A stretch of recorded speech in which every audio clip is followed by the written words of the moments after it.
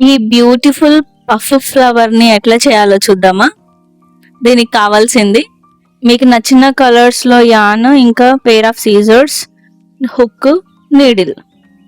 దీనికి ముందు magic ring వేసుకోవాలి.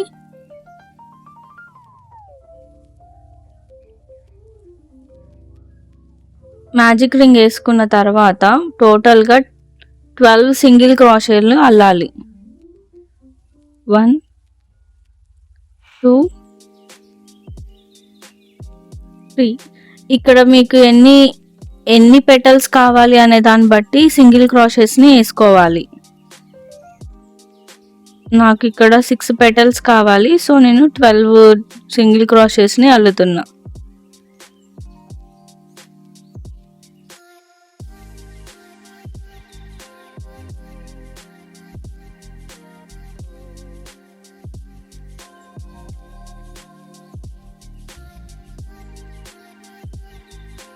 ట్వెల్వ్ సింగిల్ క్రాషెస్ వేయడం అయిపోయాక అక్కడ మ్యాజిక్ రింగ్ని పుల్ చేస్తే, యాన్ని పుల్ చేస్తే మ్యాజిక్ రింగ్ అనేది క్లోజ్ అయిపోతుంది.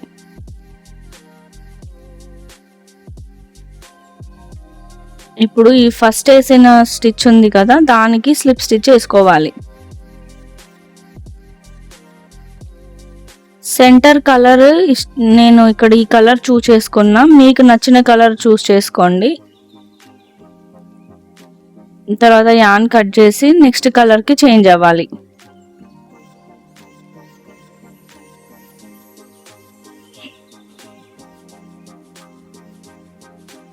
నేను ఎల్లో కలర్ తీసుకున్నా. దీనికి స్లిప్ నాట్ వేసుకోవాలి.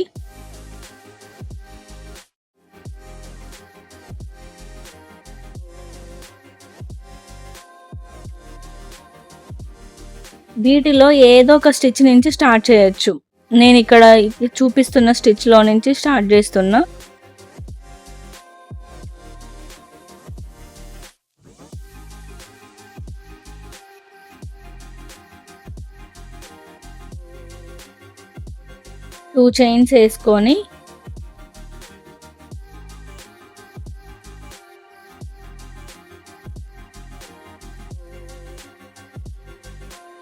టూ చైన్స్ వేసుకొని సేమ్ అదే స్టిచ్లో మనం డబల్ క్రోషే ఎట్లయితే వేస్తామో అట్లనే వేసుకోవాలి. కాకపోతే లాంగ్గా పుల్ చేసి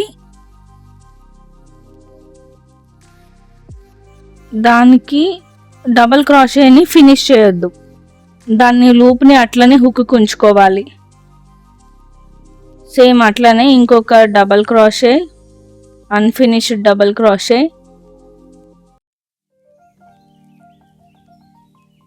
నెక్స్ట్ ఇంకొక అన్ఫినిష్డ్ డబల్ క్రోషే. సో ఆ సేమ్ స్టిచ్లో త్రీ అన్ఫినిష్డ్ డబల్ క్రోషెస్ని వేస్తామన్నమాట, ఫినిష్ చేయనివి. సో 3 వేసాం కదా. నెక్స్ట్ స్టిచ్లో దాని పక్కన స్టిచ్లో కూడా సేమ్ అంతే 3 అన్ఫినిష్డ్ డబల్ క్రోషెస్ని వేయాలి, ఫినిష్ చేయొద్దు. వాటిని అట్లనే హుక్కి లూప్స్ ఉంచుకోవాలి.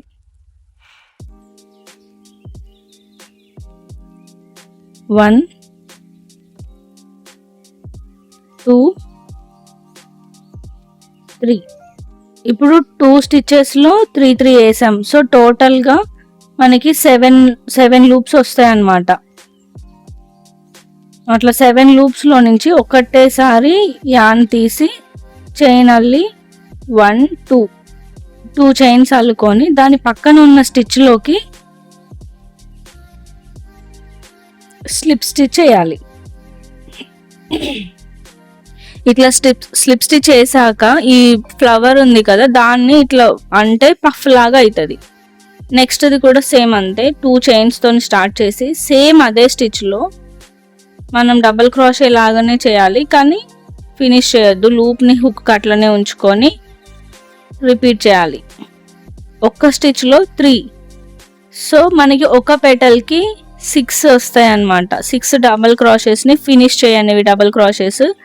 మనకి హుక్కి 7 లూప్స్ రావాలి. ఈ 7 లూప్స్లో నుంచి ఒకటేసారి యాన్ని తీసి స్టిచ్ చేయాలి. నెక్స్ట్ మళ్ళీ 2 చైన్స్ వేసి నెక్స్ట్ పెటల్ కోసం మళ్ళీ స్లిప్ స్టిచ్ వేసుకోవాలి. ఇక్కడ ఈ పెటల్ని కొంచెం చేయితోటి ఇట్లా అంటే మనకి పఫ్ లాగా వస్తుంది. ఈ విధంగా రిమైనింగ్ పెటల్స్ అన్నిటినీ కూడా కంప్లీట్ చేసుకోవాలి. లాస్ట్ పెటల్ అయ్యాక మనము స్లిప్ స్టిచ్ చేసుకొని యాన్ కట్ చేసుకోవాలి.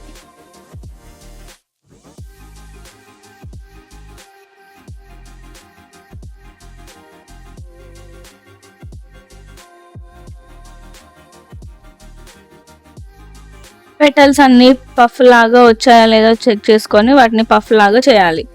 నెక్స్ట్ ఇప్పుడు ఈ యాన్ అన్నిటిని ఎట్లా మనము హుక్ తోటి ప్లస్ నీడిల్ తోని ఎట్లా స్టిచ్ చేసుకోవాలనేది చూపిస్తా.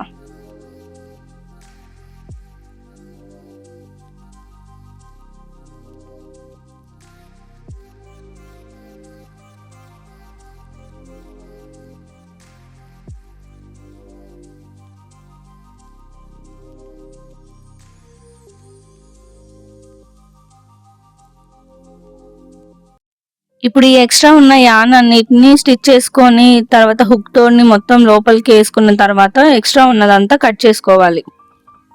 ఇట్లా పఫ్ లాగా ఉండే ఫ్లవర్స్ ని చాలా చేసుకొని మనకి నచ్చిన ప్రాజెక్ట్స్ లో పెట్టుకోవచ్చు. Thank you for watching.